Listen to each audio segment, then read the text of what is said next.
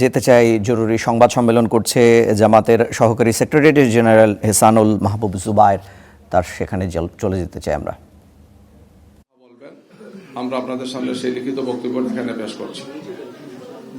প্রিয় সাংবাদিক বন্ধুগণ, শেরপুর জামাত নেতা হত্যার ঘটনা 11 দলীয় জোটের পক্ষ থেকে আমরা এই সংবাদ সম্মেলন আসন্ন ত্রয়োদশ জাতীয় সংসদ নির্বাচনকে সামনে রেখে দেশে একটি উৎসবমুখর পরিবেশের মধ্য দিয়ে যাওয়ার কথা ছিল।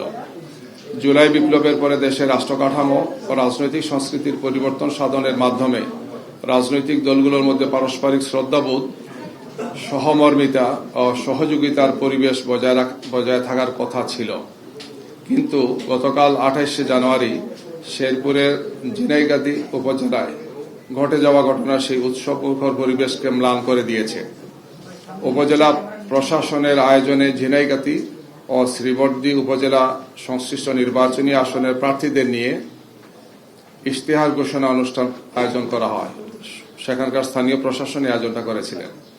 এই অনুষ্ঠানকে কেন্দ্র করে বাংলাদেশ জাতীয়তাবাদী দল বিএনপির এক দল উচ্ছৃঙ্খল নেতাকর্মীদের অব্যাহত উস্কানির কারণে 11 দলীয় জোট ও বিএনপি নেতাকর্মীদের মধ্যে সংঘর্ষ বাধে।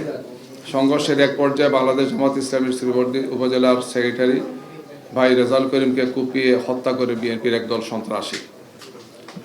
ঘটনার সূত্রপাত হয়েছিল সাংবাদিক বন্ধুগণ এভাবে। আপনারা জানেন যে ঝিনাইগাতী এবং শ্রীবর্দী উপজেলা মিলে শেরপুর 3 আসন।